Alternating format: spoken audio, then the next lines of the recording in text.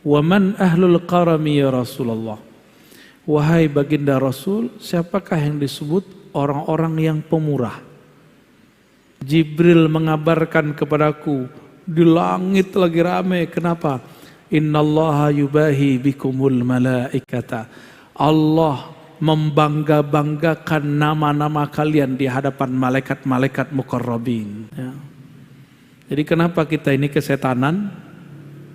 Karena kurang zikir. Jadi kalau antum melihat ada orang zikir terus begitu, itu bukan kesurupan. Jadi tolong nih kawan-kawan, bedakan zikir dengan ilmu hikmah. Ya, ilmu hikmah itu untuk yang tadi-tadi. Ilmu hikmah itu cuma jalan supaya orang nanti kecewa sama jimat, kecewa sama raja, kembali kepada Allah.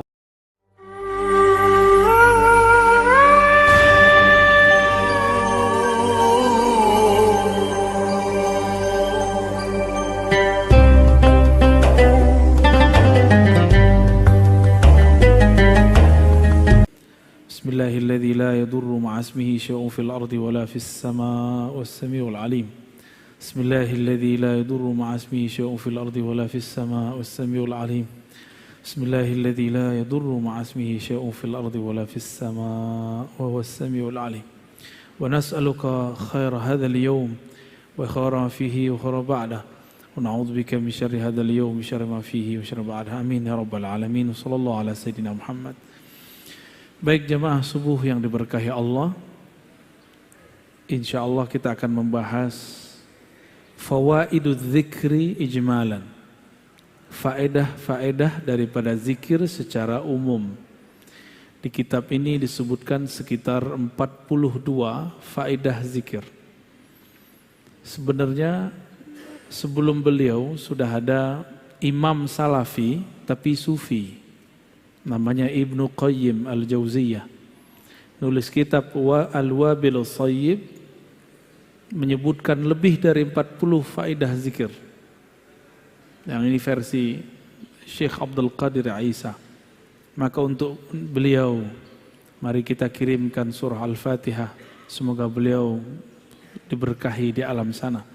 Ila hadratin Nabil Mustafa Muhammad sallallahu alaihi wasallam wa la sayyidina Abi Bakr wa Umar wa Uthman wa Ali wa sadatina ahlu turuq as-sufiyah wal awliya as-salihin wal ulama ilmin khasatan muallif hadzal kitab mursyidna syekhna Abdul Qadir Isa wa talamidhihi wa man akhadha anhu wal hadirin wal hadirat. Al-Fatihah. Na'udzu billahi bismillah. Ya Warahmatullahi wabarakatuh.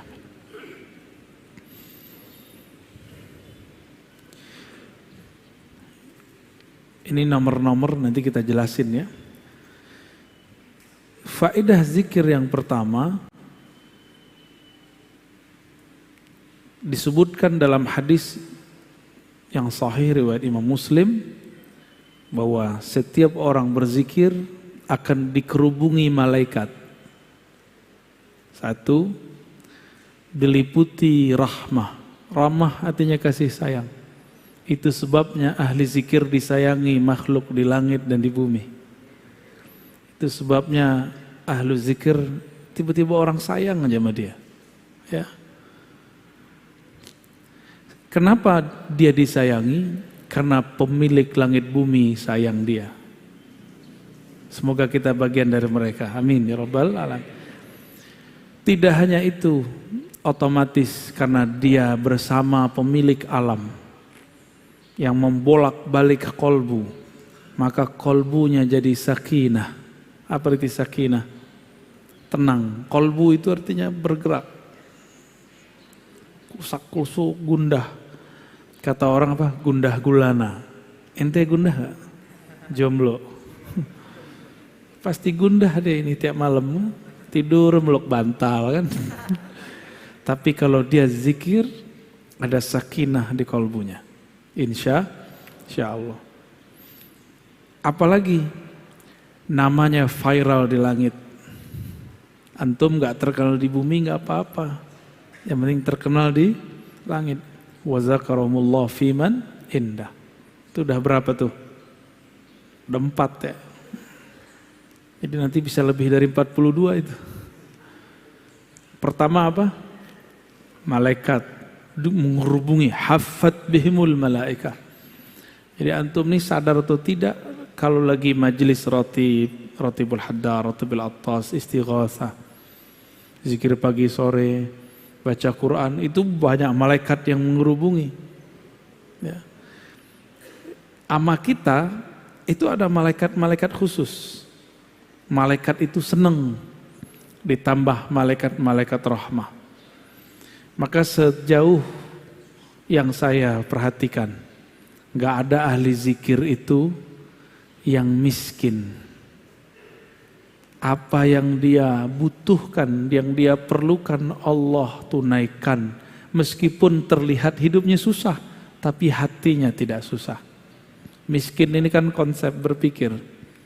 Konsep berpikir yang tidak pernah merasa puas. Itu miskin. Ya. Antum dulu gajinya 300, puas, kaya itu. Sekarang orang banyak gajinya 300 juta, masih korupsi. Ya. Apalagi yang kedua, orang yang sibuk berzikir, maka semua hajatnya, tadi barusan kita sebut, Allah penuhi meskipun dia tidak meminta. Kalau tadi hadis Muslim, sekarang hadis Tirmidzi. Orang yang sibuk dengan Quran, sibuk dengan zikir, Allah cemburu. Kalau di hatinya terbersit sesuatu, Allah nggak mau. Maka sebelum terbersit, Allah tunaikan apa yang akan dia butuhkan, diperlukan. Maka jadi ahli zikir itu agak ngeri juga Pak. Terbersit sesuatu datang. Tapi kalau antum zikir kayaknya belum ya. Gawat Pak kalau sudah masuk zikir dalam kolbu, Allah senang. Allah kalau udah senang, apa aja mau kita dikasih. Karena mau kita saat itu bukanlah kita yang mau, dialah yang mau. Kalau antum kan masih antum yang mau. Zikir supaya dapat ini, zikir supaya dapat itu. Jadi masih ada sisi ego. Keinginan nafsiyah, keinginan ego, bukan keinginan dari Allah Subhanahu wa ta'ala. Kayaknya pada pengen zikir semua nih, tapi salah niat.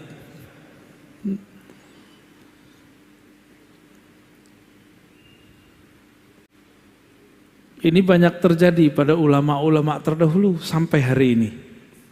Jadi sampai hari ini tidak sedikit ahli-ahli zikir, apa yang terbersit di hatinya Allah kasih. Lalu Allah menyebut dalam hadis Imam Ahmad, Imam Baihaqi dan Ibnu Hibban dengan riwayat yang sahih bahwa ahli zikir itu disebut ahlul karam. Apa arti karam? Karam, al-karami, karim. Apa artinya? Pemurah,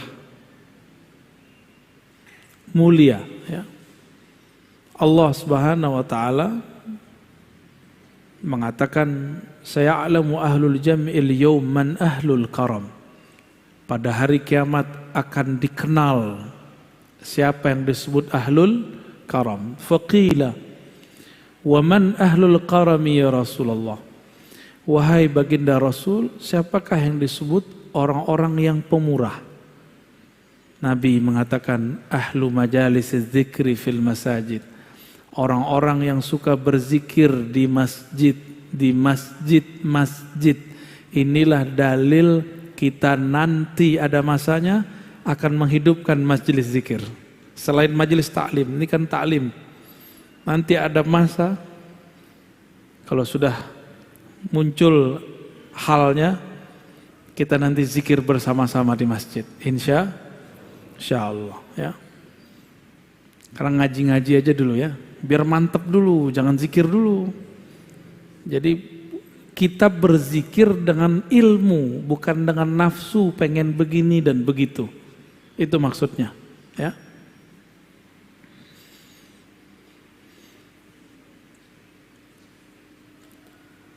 Kalau tadi yang pertama, orang yang berzikir, malaikat mengerubungi. Itu malaikat rahmat di bumi. Ada malaikat-malaikat muqarrabin di langit. Mereka berbangga-bangga. Bukan mereka ya, Allah yang membanggakan kita di hadapan mereka. Satu kali Sayyidina Nabi SAW kharaja ala halaqatin, keluar ke satu halaqah yang ada di masjid. Nabi nggak pernah suruh buat halaqah, Nabi nggak pernah suruh buat zikir, tapi sahabat inisiatif buat halaqah, lingkaran zikir, lalu mereka berzikir dengan pimpinan seseorang. Nabi keluar, Nabi tanya, ma ajlasakum, apa yang membuat kamu duduk bermajelis berhalaqah? Lalu mereka mengatakan, jalasna nazkurullah wa nahmaduh. Kami duduk ya Rasulullah untuk berzikir dan memujinya. Berzikir dan memujinya. Faqal atani Jibril. Di riwayat Muslim, ini diulang sampai 3 kali. Allah, demi Allah, apakah untuk itu kalian zikir? Untuk itu kalian duduk, berkumpul? Lalu mereka merasa ketakutan. Jadi mereka ini buat inisiatif majelis zikir di zaman Nabi. Dicecar pertanyaan 3 kali oleh Rasulullah. Perasaannya gimana itu Pak? Khawatir dituduh sesat. Lalu Nabi mengatakan, bukanlah aku ingin menyalahkan kalian, tapi aku ingin memastikan kalian ngapain, karena di langit lagi rame.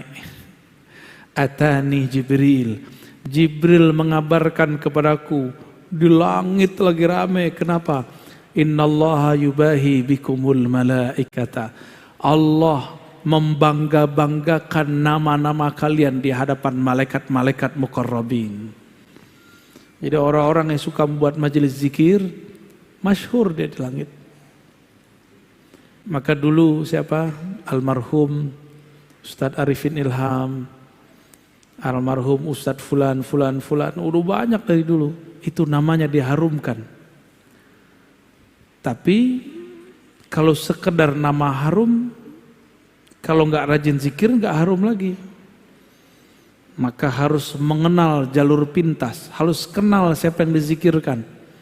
Seandainya Allah tidak menyebut nama kita lagi di hadapan mereka, Allah masih menyimpan sirnya dalam ilmunya.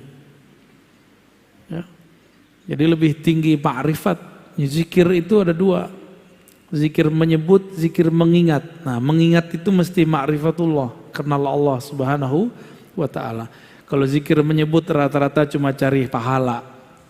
Ya, kebanyakan begitu. Tapi berkah juga. Ya. Kurang bukti apa Pak? Ustadz Arifin itu, ya. Ustadz siapa lagi yang mengajarkan zikir di Betawi? Saya dengar dulu ada Kiai Benyamin, masih aktif nggak? Itu buat majelis Hizib Bahar ya. Rame orang zikir. Habib kita buat majelis Ratibul Haddad, Ratibul Attas. Allah ramaikan. Allah yang meramaikan, bukan dia. Maka aneh jika ada ustadz, habib, kiai merasa tersaingi kalau ada muncul majelis baru, itu aneh. Ya, berarti dia nggak mengerti politik langit. Ya. Nggak ngerti dia, orang begini jahil billah. Dia cuma berzikir ingin cari makan. Zikir bukan cari makan, zikir mau cari ridha Allah Subhanahu wa ta'ala. Muncul kelompok baru, zikir, gak apa-apa, malah senang kita. Alhamdulillah, negeri ini tambah harum dengan zikrullah. Begitu seharusnya, bukan malah merasa tersaingi. Kita itu marah kalau ada yang membid'ahkan, ya. Satu suara dong. Jangan kayak teman saya di seberang sana. Datang, adik kelasnya datang. Buat majelis, diperintahkan guru. Apa kata dia? Lu lapor sama gua. Urusan apa? Ya, ini wilayah gua. Siapa yang punya wilayah? Yang punya wilayah kan Allah Subhanahu. Tapi memang kalau kita ngajar di suatu tempat, ini adab. Ada guru tua di sana, kita silaturahim. Tapi seandainya enggak, kita nih orang tuanya, kalau tadi orang mudanya. Kita nih orang tua di sana. Ada anak muda baru buat majelis zikir, mereka enggak silaturahim, enggak apa-apa. Justru kita katakan, ya Allah, Engkau akhirnya meringankan beban-beban tugasku. Begitu seharusnya. Ya. Emang mimpin zikir menurut antum enak? Hah?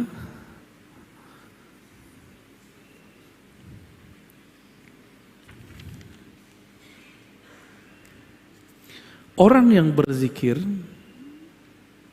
dengan berjamaah. Nah ini dalilnya berjamaah nih, hadis Imam Ahmad. Jadi orang-orang yang membid'ahkan zikir berjamaah, saya meragukan mereka ini mengikuti sunnah. Walaupun ngakunya manhaj sunnah, gak percaya. Kenapa? Dalam hadis-hadis yang sahih, hasan minimal, itu selalu menganjurkan zikir berjamaah. Dalam hadis Anas bin Malik diriwayatkan oleh Imam Ahmad, ma min qaumin, tidaklah sekelompok orang ijtama'u. Apa arti ijtama'u? Berkumpul. Yazkurunallah, mereka mengingat Allah. Illa nadahum munadin minas sama, kecuali muncul malaikat yang memanggil dari langit. Apa kata malaikat ini? Kumu maghfuran lakum. Suara apa itu Ustaz? Oke. Kumu maghfuran lakum. Berdirilah kalian dalam keadaan maghfura, diampuni. Qad buddilat sayyiatikum hasanat. Kesalahanmu sudah diganti dengan kebaikan-kebaikan. Dosa-dosamu dihapus, kamu dapat derajat yang tinggi. Ini hadis menunjukkan makna apa? Pertama, majelis zikir itu diridhoi oleh Allah SWT. Bukti Allah ridho, kita diberi ampunan. Jadi enggak usah khawatir lagi untuk menghidupkan majelis zikir. Mau namanya Ratibul Haddar, Ratibul Attas, Ratib apa, terserah. Ya, nanti kita buat Ratib Al-Hashimiyah. Canda ya, enggak sopan, masa saya buat Ratib sendiri ya. Nanti malaikat akan berseru di langit. Malaikat ini berseru jika diperintahkan. Apa kata dia? Kumu maghfuran. Berdirilah kalian dalam keadaan diampuni. Oh, hamba kalau diampuni oleh Allah berarti Allah ridho sama dia. Kalau Allah ridho sama dia, apa aja mau dia Allah kasih. Ya, antum maunya pasti rumah, mobil, nggak begitu. Bukan itu maksudnya. Ya. Nah, maka di sini faedah zikirnya adalah orang yang berkumpul bermajelis zikir diampuni. Dan yang kedua, diganti dosa-dosanya menjadi kebaikan-kebaikan. Kita ini kan nggak ada yang nggak berdosa. Ada di sini yang nggak dosa. Yang muka-muka ustadz nih dosanya paling banyak kali. Sama kita ya. Yang penting jangan merasa sok suci aja, Allah nggak suka. Itu yang dibaca imam kita tadi. Apa ayatnya tadi? Yuzakkuna anfusahum. Mereka itu suka sok-sok suci gitu. Ya. Itu ayat tadi yang dibaca. Itu ayat tamparan keras buat kita semua. Ya.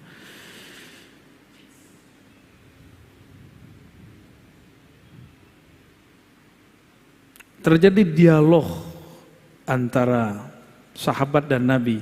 Kana Salman fi isabatin yadhkurun Allah. Satu kali Salman Al-Farisi. Salman ini orang Persia Iran. Beliau umurnya di atas 200 tahun. Masih hidup, masih seger.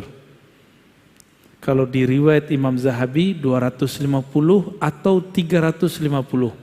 Kayaknya 300 agak ribet mikirinnya ya, mungkin 200 kali. Saya punya guru paling tua, udah meninggal 120 tahun kalau nggak salah. Masih seger. Nggak tahu tuh Buya Syar'i apa? Ya, itu berapa umurnya tuh? Ya, tua sekali tuh. Orang cuma pengen minta doa beliau aja. Orang mana tuh beliau? Comas ya. Ya semoga Allah berkahi beliau. Ketika Salman dan para sahabat berkumpul yazkurunallah, hadis Imam Ahmad dan Hakim. Marran Nabi SAW fakaffu. Nabi mengunjungi mereka, lalu mereka tiba-tiba berhenti berzikir. Faqala ma kuntum taqulun. Kenapa kalian berhenti zikir? Kulna nazkurullah. Kami hanya nyebut-nyebut Allah, wahai Rasulullah. Qala, Nabi ini kan kasyaf. Tahu kasyaf? Ini orang Wahabi nggak percaya kalau Nabi kasyaf. Nabi memandang dengan izin Allah alam gaib. Kata beliau, inni ra'aitu rahmata tanzil. Aku melihat rahmat turun. Fa ahbabtu an usyarikakum fiha. Maka aku ingin mendapatkannya bersama kalian. Usyarikakum, bersama-sama mendapatkannya dengan kalian. Summa qala alhamdulillahilladzi ja'ala fi ummati man umirtu an asbir nafsi ma'ahum. Segala puji bagi Allah yang telah menjadikan di antara umatku ada kelompok yang aku diperintahkan untuk bertahan bersama mereka. Maka ini kabar gembira buat ahli zikir. Orang yang suka berzikir berjamaah. Rasulullah berbangga dengan kalian. Rasulullah berterima kasih kepada Allah karena ada kelompok-kelompok itu. Maka hidupkan istighasah, ratib, hizib. Hidupkan itu, majelis zikir. Torikot-torikot yang mu'tabarah, yang sahih. Sanadnya kepada Rasulullah. Hidupkan itu. Karena itulah yang membuat negeri ini diberkahi. Hindari merasa lebih baik. Torikot dengan torikot tidak boleh merasa lebih tinggi. Ya, itu cuma metodologi. Maka torikot yang sesat, yang merasa dirinya lebih hebat daripada kelompok yang lain.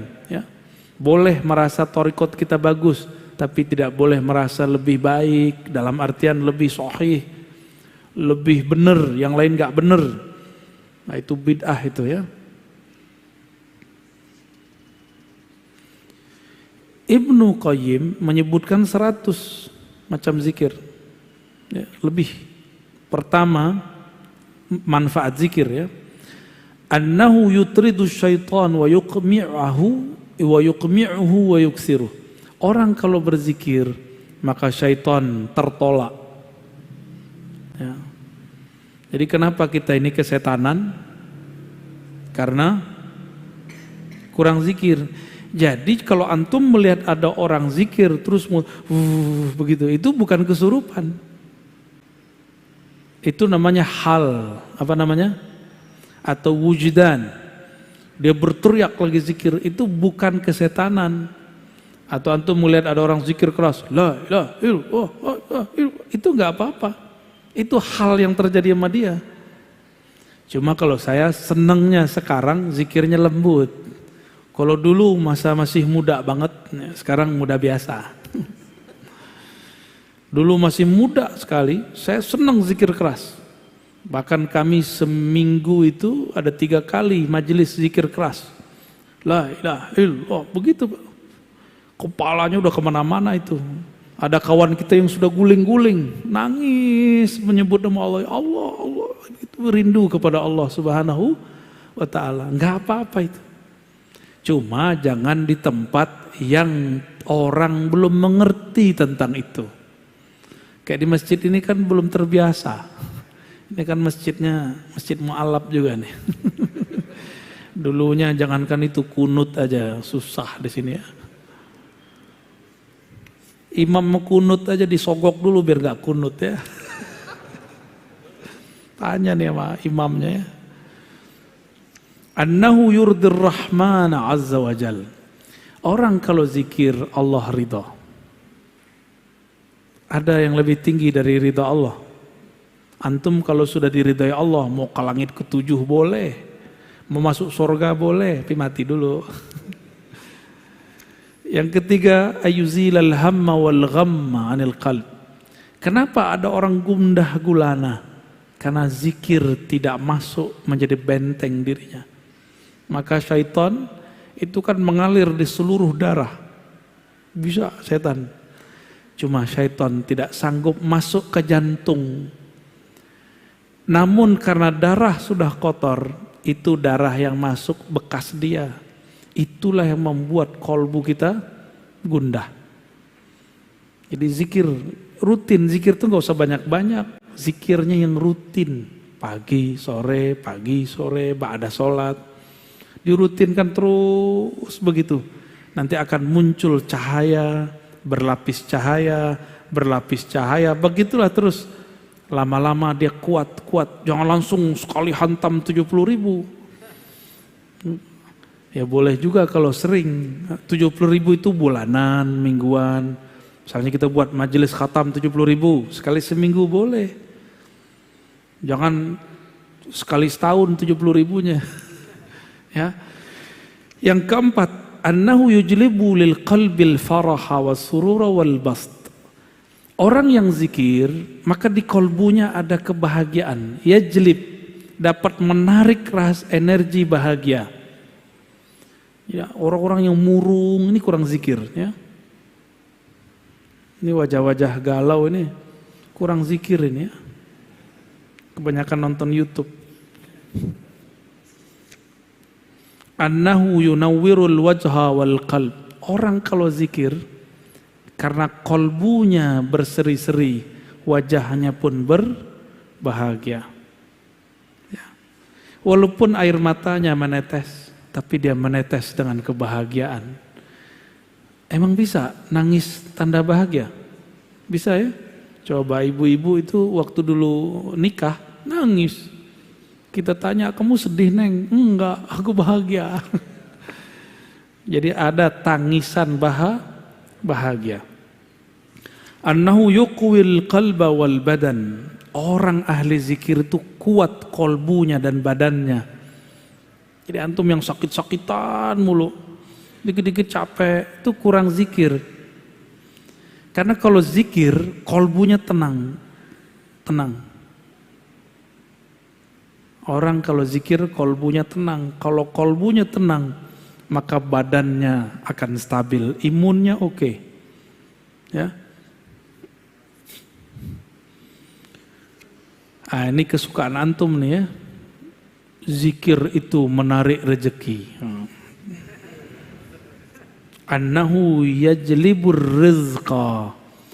Zikir itu menarik rezeki. Cuma salah paham, rezeki itu tidak hanya yang zahir, ada yang batin. Yang zahir duit, rumah, tanah, pakaian, kendaraan. Ya. Ini beda nih ya. Ada orang zikir, saking banyaknya zikir, dia kemudian berkhidmat untuk zikir. Tapi dalam khidmat untuk zikir dia terhalang oleh kendaraan. Maka Allah lihat, orang ini butuh kendaraan. Allah adakan kendaraan untuk dia. Lain dengan kita. Kita mau beli kendaraan, zikir dulu. Beda ya, modus. Ya, itu modus, thariqat al-modusiyah. Thariqat begini udah ketinggalan, ya. Pengen ini zikir, itu thariqat jadul, bukan thariqat ma'rifatullah. Thariqat begini Allah nggak ridho. Kamu zikir bukan untukku, tapi untuk kemauanmu. Kalau yang pertama tadi lain, dia khidmat untuk zikrullah. Dia kurang kendaraan, Allah adakan kendaraannya. Basit. Dia kurang pasangan, Allah nikahkan dia ya. Ente al-jomlowi nih. Dia kurang apa? Kurang makan, Allah cukupkan makannya. Itu kalau sudah khidmat. Ya. Dompetnya kurang tebal, Allah tebalkan dompetnya. Tapi jangan dimulai dari dompet. Dompet tipis nih, zikir dulu lah. Ini beda ya. Jadi orang ahli zikir nih nggak pantas mikirin mobil, nggak pantas. Orang ahli zikir nggak layak, nggak patut dia mikirin rumah, nggak patut. Orang ahli zikir nggak seyogyanya dia membicarakan dompet, nggak seyogyanya dia ngurus-ngurusan begitu. Allah yang urus, jamaah yang urus nanti. Allah ilhamkan kepada jamaah, jamaah ngomong. Disinilah ahli zikir diuji. Nanti antum yang khidmat zikir, ujiannya cuma dengerin aneh. Kita rajin zikir nih, buat majelis zikir. Allah ilhamkan seorang kaya, dia ngomong, Ustadz, Kiai, Buya, nanti kalau saya dapat rezeki, saya beliin rumah dan mobil. Nah, nanti begitu. Itu ujian. Allah sengaja tes case. Ditesnya orang, dia ahli zikir atau pengen sesuatu dalam zikirnya. Kalau dia ahli zikir, dia cuek aja. Kita digombalin orang. Ya, orang kalau susah kan ngomong begitu. Tapi kalau udah punya, eman juga nih duit. Masa dibagi-bagi sama orang, dia kan kerja ngapa-ngapain. Yang kerja aku, si Ustadz cuma doa-doa doang. Gak usah lah, amplop aja lah 500. Ya salam. Minta kaya, ngasih amplop Ustadznya segitu kan. Doanya minta dunia akhirat. Itu kejadian, si Ustadz berubah gak niatnya? Apakah dia tadinya yang berharap kepada Allah, sekarang berharap kepada makhluk Allah? Tuh, tipis-tipis.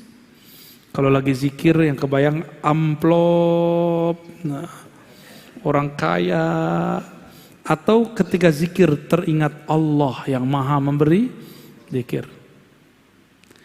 Kalau matahari terbit, purnama pun tidak terlihat, bintang-bintang hilang. Allah itu pencipta sang surya dan dia tidak pernah terbenam, dia selalu bercahaya. Seharusnya dia tidak tertutup oleh awan-awan tadi. Itu kan awan tuh yang datang. Pak Kiai, doain saya 6 bulan lagi beli rumah. Banyak teman saya yang kemudian diprank, merasa diprank oleh orang kaya. Enggak boleh. Itu bukan dia yang ngomong. Ya. Jadi antum kalau ngalamin itu bukan dia yang ngomong, dia lagi dipinjam lisannya oleh Allah. Bahwa sang ustadz jika dia istiqomah, Allah akan cukupkan keinginannya, kebutuhannya, bukan keinginan. Ahli zikir itu sudah nggak ada keinginan. Dia butuh apa Allah kasih, butuh apa Allah kasih. Kan kebutuhannya ahli zikir ini macam-macam. Datang sendiri aja, ya nggak dibuat-buat itu. Ente lagi butuh apa Basit? Butuh pasangan hidup ya. Niatnya benerin ya. Annahu yaksuz zakiral mahabata wal halawata wan nudrah. Zikir ini membuat ahlinya dipakaikan oleh Allah haibah. Maka ahli zikir nggak perlu pakai jimat. Antum yang punya jimat, bakarlah jimatnya. Ngapain lagi? Ya, pakai aja lah zikir pagi sore, istighotsah, rotib itu cukup udah. Nggak sempat sholawat. Sholawat itu adalah jimatnya badan. Jadi kalau nyimpan di buku, di kopiah kan ada tuh ditaruh di sini. Ya. Ada yang ditaruh di baju, ada yang bajunya dirajahin. Antum kira aneh nggak ngerti. Udahlah, simpen aja itu, ya. Gak perlu begitu-gituan. Kita ini sudah ahsan takwim. Struktur di tubuh kita ini, dalam diri ini sudah sangat canggih. Kalau sesuai dia dengan proporsinya, komponen di badannya, yaitu zikir, maka dia akan menarik tanpa perlu ada alat-alat penarik. Ya, walaupun muka kita pas-pasan gak ada masalah. Ya, jadi tolong nih kawan-kawan, bedakan zikir dengan ilmu hikmah. Ya, ilmu hikmah itu untuk yang tadi-tadi. Ilmu hikmah itu cuma jalan supaya orang nanti kecewa sama jimat, kecewa sama raja, kembali kepada Allah. Saya punya dosen dulu, dia mantan mursyid hikmah, jadi ahli buat raja. Terakhir jadi pengamal Thariqat Qadiriyah. Kata dia, bosan bergantung ke tulisan, bosan bergantung ke wirid, bosan bergantung ke angka-angka. Kita bergantung saja kepada Allah. Wusul dia langsung. Udah meninggal sekarang ya. Karena Covid tewas juga.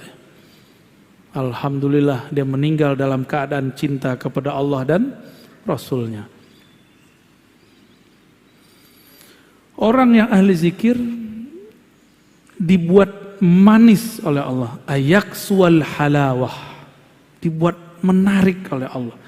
Kalau menarik di sini nih bahasa majazi. Sesuatu yang manis ada semut nggak? Ya, bener. Ada semutnya. Semakin banyak gulanya, semakin banyak semutnya. Bukan semut, semut. Ya, semakin dia manis, semakin Allah kumpulkan sang semut-semut. Kenapa kita datang kepada guru kita yang ahli zikir, ahli ilmu? Karena kita ingin dapat manisannya. Ya, semoga kita termasuk semut-semut yang begitu. Syukur-syukur, ya antum termasuk yang manis itu ya. Tapi ada yang manisnya permanen, disedot-sedot habis. Dia harus update lagi, upgrade lagi. Tapi sayang sekali, ada yang belum manis sudah kemudian merasa manis. Bahkan sekarang ingin menyaingi guru-gurunya. Muncullah kemudian mursyid-mursyid palsu. Ya di Thariqat banyak Pak. Di zaman Abah Anom dulu ada 9 mursyid palsu. Beliau, Abah Anom masih hidup, ada 9 Pak mursyid palsu. Mantan muridnya ngaku jadi mursyid. Bahkan meremehkan Abah Anom, banyak. Jadi nanti jangan heran kalau ada orang yang ngaji sama saya nanti saya nggak tahu sekarang ya, nanti jelek-jelekin saya. Rozi mah belum nyampe, ya nggak apa-apa. Rozi sesat, nggak apa-apa, terserah ente. Kita tidak diminta untuk dikenang amal kita. Ya, guru sih sedih muridnya khianat, cuma itu kan takdir Allah. Kita pulangkan, kembalikan semua kepada Allah. Kita cuma berdoa semoga kita tidak jadi murid yang khianat. Ya, ada yang nggak diangkat jadi mursyid, setelah wafat ngaku jadi mursyid, itu pengkhianat juga itu. Nah ini banyak sekarang begitu. Saya nggak mau ini terjadi pada kita. Maka walaupun saya kolektor ijazah tarekat kemursidan, tapi tidak satupun yang saya kembangkan di luar-luar. Paling di majelis tertutup saya bilang. Karena nggak mau terjadi pergesekan thariqah. Karena psikologis orang berthariqat ini merasa bangga dengan thariqahnya. Dulu waktu saya bertarikat sama Nia, saya menganggap, ini thariqat paling cepat. Lalu upgrade Naqsyabandi, kayaknya ini paling mantap. Ada suluk 40 hari, 10 hari. Di thariqat sebelah nggak ada. Pindah thariqat lagi, bukan pindah, upgrade thariqat lagi. Wah ini kayaknya lebih gampang nih, gak perlu pakai suluk-suluk nih. Ngaji lagi, begitulah terus. Ternyata kolbu ini gak pernah puas sampai dia bertemu Allah Subhanahu wa ta'ala. Jadi saya pengalaman Pak, berthariqat macam-macam, dan setiap masuk thariqat tertentu merasa ini yang cukup, ini yang cukup. Maka setelah sekarang Allah dewasakan dikit-dikitnya, saya menghindari itu. Ya. Maka yang antum kan ada yang Naqsyabandi, ada Ba'alawi, ada yang Qadiriyah, ada yang Syaziliyah, ada yang nggak jelas, ada Idrisiyah, saya lihat. Ada thariqat baru juga nih, thariqat Al-Barawiyah. Paling lucu, di sebuah pertemuan thariqat banyak orang-orang thariqat, sholat maghrib datang, berlombalah mereka pengen jadi imam karena berharap nanti memimpin zikir.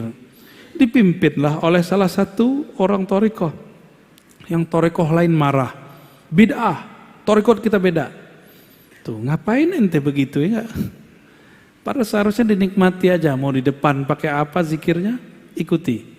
Nah ini yang saya hindari ya. Itu ciri-ciri thariqat ego, thariqat nafsiyah, bukan thariqat ma'rifat, thariqat ruh. Ya, dalam ruh biasa aja. Udah Basit, cukup. Nah terakhir saya bacakan, nomor 9 kalau di Ibnu Qayyim. Yuwarrithul mahabbata allati hiya ruhul Islam. Orang ahli zikir pasti kolbunya penuh cinta. Jadi kenapa antum ketemu sekelompok orang ngaji doang dia, nggak ada zikirnya, kerjaannya nyalahin orang mulu, ya. Karena dia kurang zikrullah. Kalau dia sering zikrullah, di kolbunya yang penuh cinta, mahabbah. Mahabbah itulah ruhul Islam. Mahabbah itulah inti orang beragama. Mahabbah itulah yang kemudian Allah menciptakan segala sesuatu karenanya. Dengan mahabbah itulah Allah sampaikan seorang hamba ke hadiratnya. Dengan mahabbah itulah Salahuddin Al-Ayyubi menaklukkan perang salib. Muhammad Al-Fatih dibimbing gurunya Al-Mursyid Al-Kabir Ibn Syamsuddin memenangkan perang, menaklukkan Konstantinia. Tapi spirit ini sekarang dihilangkan. Banyak orang jualan khilafah, tapi dia meninggalkan tasawuf dan zikrullah. Ya. Saya kembalikan kepada Ustadz jomblo kita ya.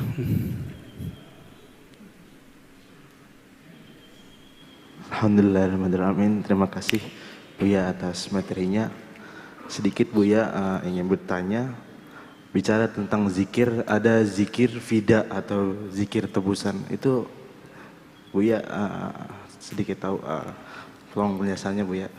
Zikir fida, kalau di Thariqat Naqsyabandiyah, begitu juga Qadiriyah atau TKN atau Khalidiyah, disebut dengan zikir khatam tahlil atau ataqah, zikir pembebasan.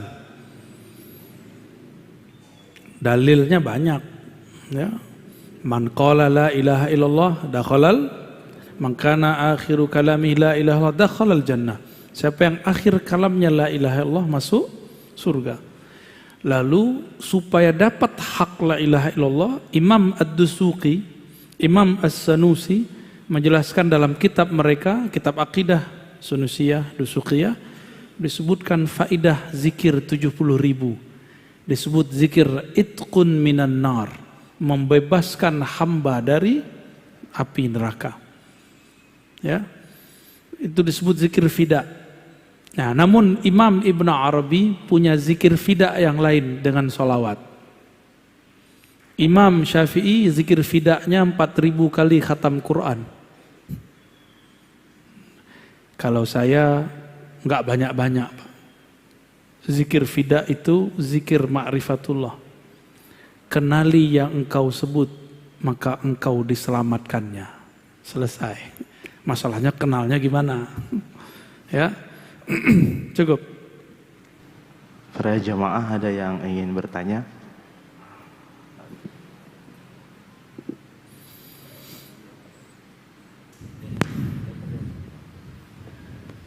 Langsung pertanyaan ya. Pak Fauzan.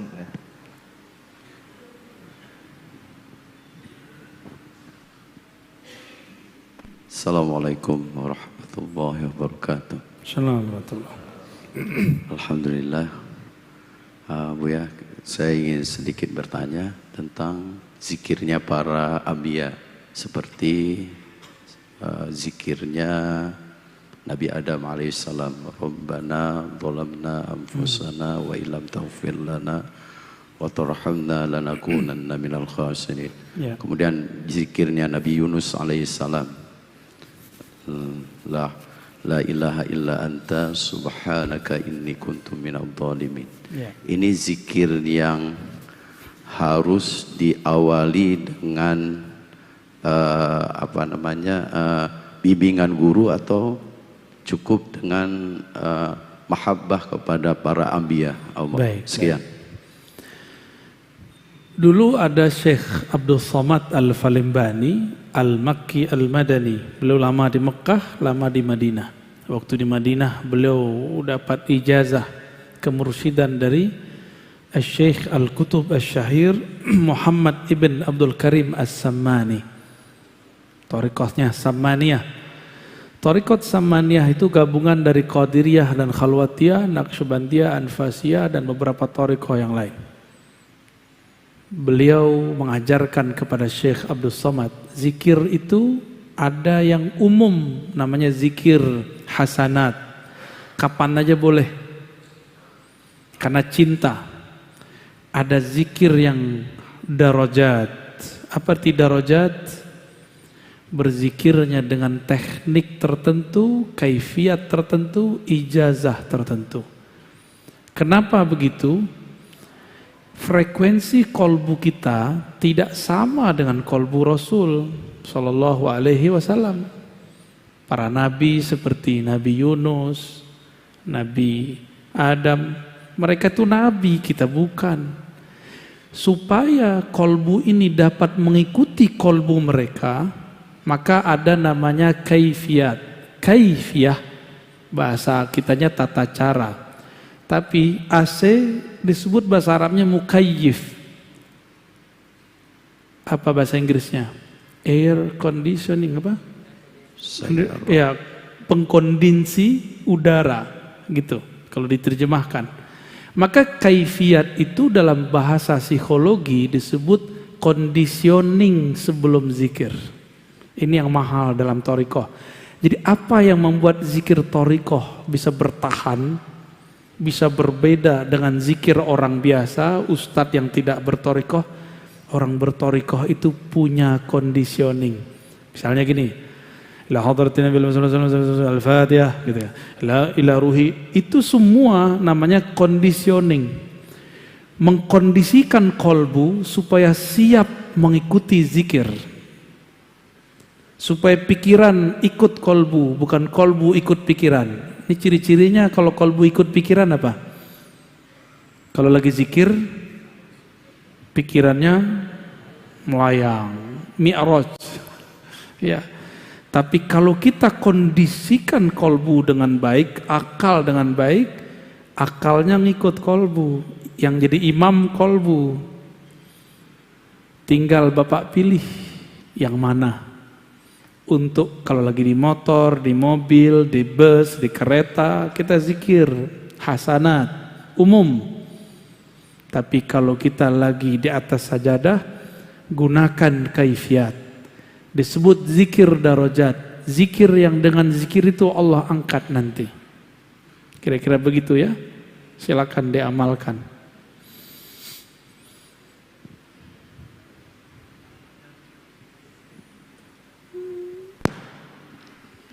Assalamualaikum warahmatullahi wabarakatuh, Buya. Saya dari Jati Asih, Kota Bekasi, Buya. Masya Allah. Pengurus MWCNU Jati Asih. Udah yang kemarin, ketemu Buya. kita, ya. Saya mau bertanya, Buya. Saya pernah bermubahalah pada seorang ustadz yang mereka itu membid'ahkan. Yang kebiasaan kita bertahlil zikir.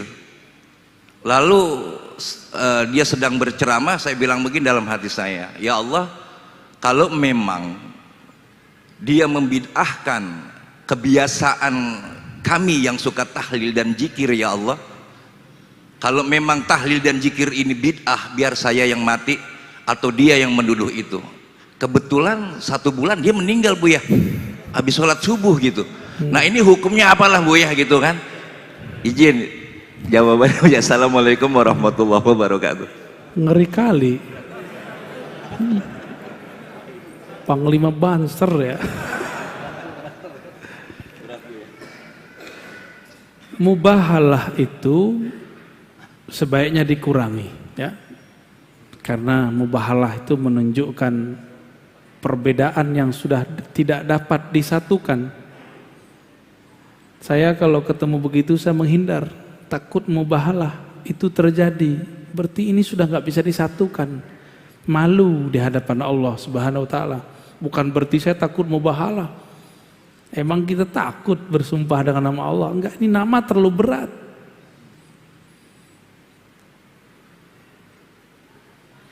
Kalau kita mubahalah, yang dianjurkan itu dengan ahli kitab. Dengan siapa? Dan lafaz mubahalah itu ganas sekali.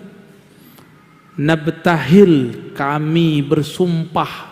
Kalau bahasa orang kita sumpah pocong, sumpah sial, sumpah kutukan. Yang sumpah ini akan membuat hancur binasa dirinya dan keluarganya, sekian keturunan. Itu kan bahaya. Itu bahaya. Nabi diperintahkan begitu karena ahlu kitabnya resek, gak bisa lagi diapa-apain. Ini masih sesama muslim, jadi saran saya ke depan jangan diulang ya. Terus hukumnya gimana? Itu kan kretek namanya di hati. Itu kan bukan kita juga yang buat. Nah ini ujian juga, merasa sakti enggak? Ya. Yang mematikan seseorang kita atau Allah? Ini contoh nih. Dalam hikam, sawabikul himami la tukhriku aswarul aqdari. Himmah yang kuat, batin yang dahsyat. Itu maksudnya. Tidak akan bisa merobek, menghancurkan dinding-dinding takdir, gak akan bisa. Maka dia mati bukan karena kita yang ngomong, tapi Allah pinjem kalam kita, matilah dia karena itu. Kan ngeri juga tuh, ya si abang kita dipinjam Allah lidahnya untuk matiin orang. Contoh gini, saya ambil pisau, kita tusuk seseorang, kalau Allah bilang gak mati. Apakah saya yang kemudian nusuk orang lalu bikin dia mati? Enggak. Ini cuma asbab aja. Ini cuma asbab. Contoh lain nih, antum ngelihat ada orang pinter, bukan pinter dukun ya, orang cerdas. Ini bakal jadi orang hebat nih, terkenal ini. Terkenallah dia beberapa tahun setelah kita ngomong. Pertanyaannya, dia terkenal karena kita ngomong? Bukan, Allah tadi pinjam lisan kita 3 tahun lalu. Allah pinjam lisan. Setelah dipinjam, Allah ngomong lewat lisan, nanti orang ini akan terkenal gitu. Benar terkenal dia. Bakal mati deh, tapi bukan karena kita yang ngomong, tapi kita lagi dipinjam. Itu namanya khatir. Bahasa Arabnya apa? Khatir Rabbani. Khatir, kalau dia berkalam, kalamnya sama dengan kun. Kalau sudah kun, apa aja terjadi. Ya. Tapi kun ada 2, ada kun ahli zikir, ada dukun. Beda-beda tipis tuh. Gitu bang ya, jauh-jauh dari Jati Asih. Ya, satu lagi. Baik. Yang mana tuh? Yang sana belum tuh? Yang sini belum, boleh. Yang kecamatan. Boleh dioper. Next, nanyanya pakai kertas aja, ya. Ente bagi kertasnya.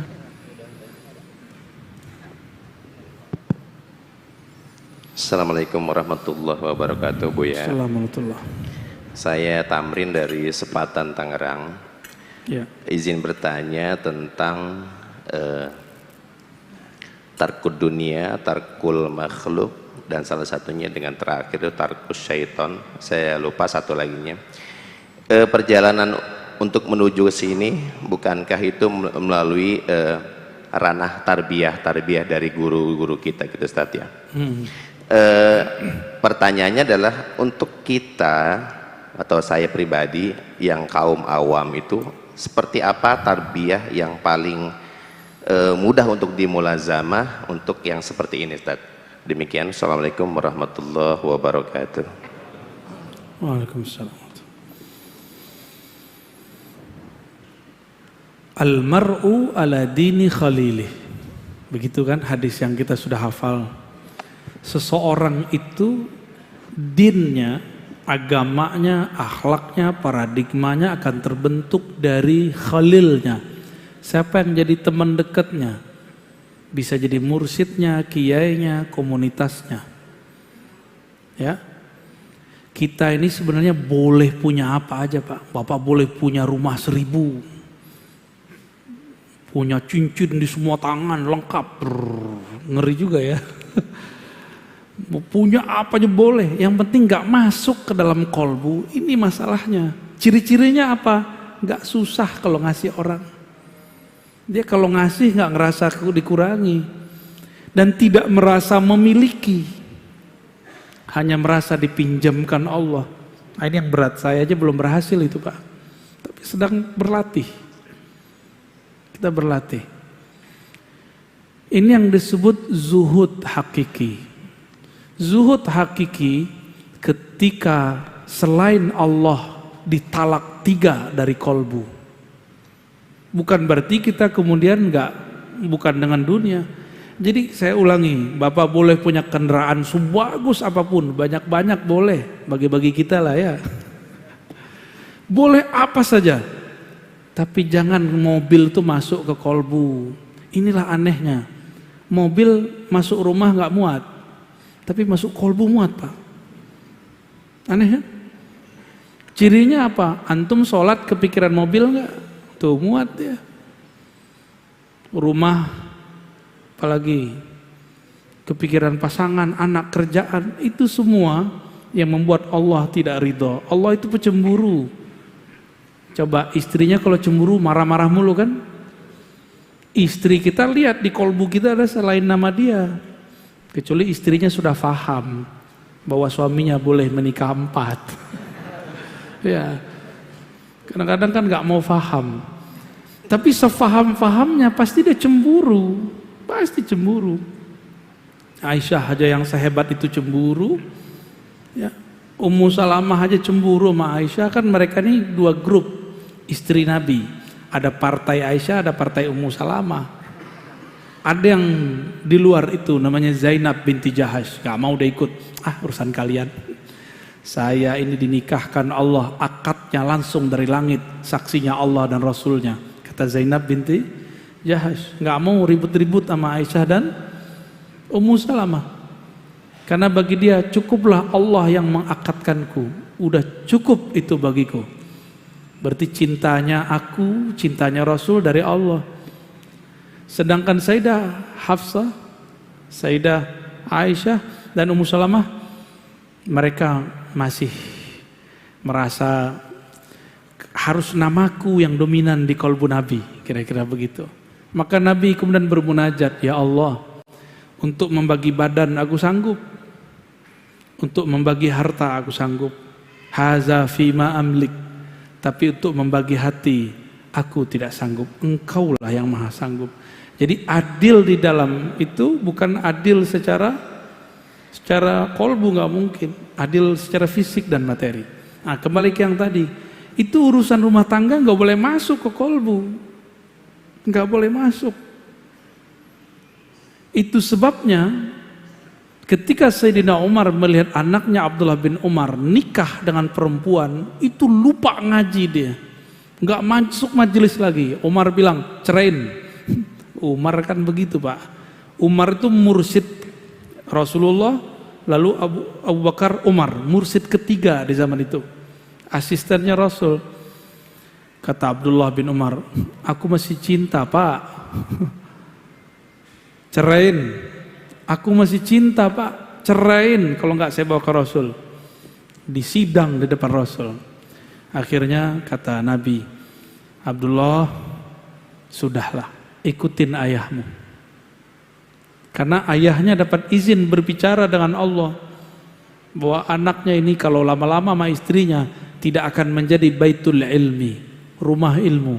Sekarang kita kalau baca hadis pasti diriwayatkan dari Abdullah bin Umar. Ya, itu rahasianya. Jadi Umar ini tajam.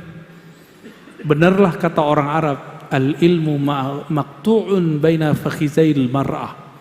Yang ngerti bahasa Arab jangan diterjemah ya.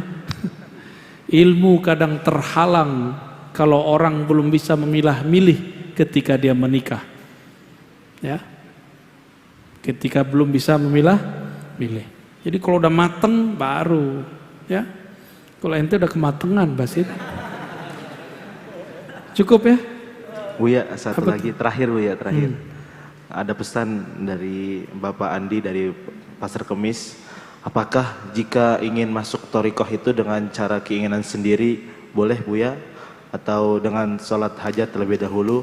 Dan bolehkah keluar masuk thariqah dengan thariqah yang sama atau beda? Mohon penjelasannya Buya. Biasakan mau memutuskan belajar apa aja, sholat, istikharah dan hajat.